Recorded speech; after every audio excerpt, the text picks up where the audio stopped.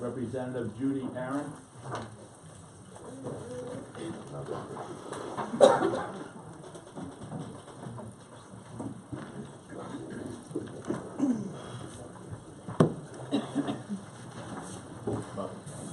Good afternoon, Chairman Cushing and Criminal Justice and Public Safety Committee members.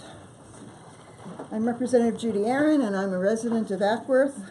I'm testifying today to ask that you vote HB109FN inexpedient to legislate. New Hampshire has already rejected this legislation time and time before, and I hope that you have the wisdom and sense to do it again.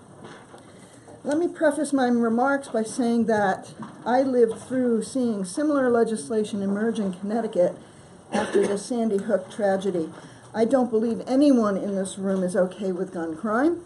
This, however, is not the way to deal with it, especially since we already have laws on the books that take care of gun sales and background checks.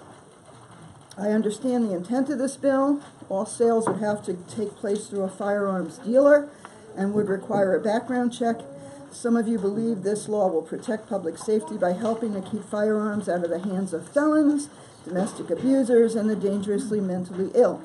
In actuality, it creates a register of each sale, which is prohibited by federal law. Firearms Owners Protection Act of 1986, which is FOPA, makes it illegal for the national government or any state in the country to keep any sort of database or registry that ties firearms directly to their owner. Furthermore, people who sell firearms privately are already prohibited from selling to felons, domestic abusers, and the mentally ill. Bills like this are completely and utterly ineffective in preventing gun crime. What this bill does is to make it more cumbersome for private transactions to take place. And this is just a bunch of time-consuming and costly paper shuffling. Do you honestly think transferring firearms to family members or friends should require a background check? How much will all of this paper filing cost the state? Gun violence is not a problem here in New Hampshire.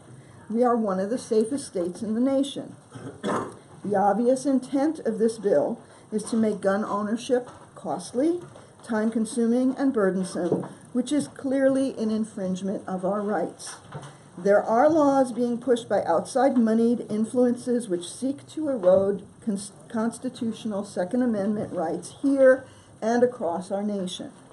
As far as I'm concerned, they have no business telling us how to legislate, and I find it utterly repugnant that gun control zealots are spending millions of dollars and sending out-of-state representatives to come here to tell New Hampshire legislators how to legislate.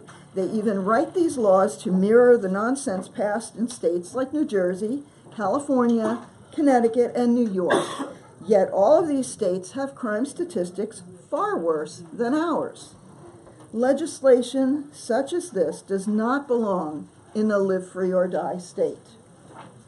This bill needs to be ITO'd, and thank you for your time. Thank you very much.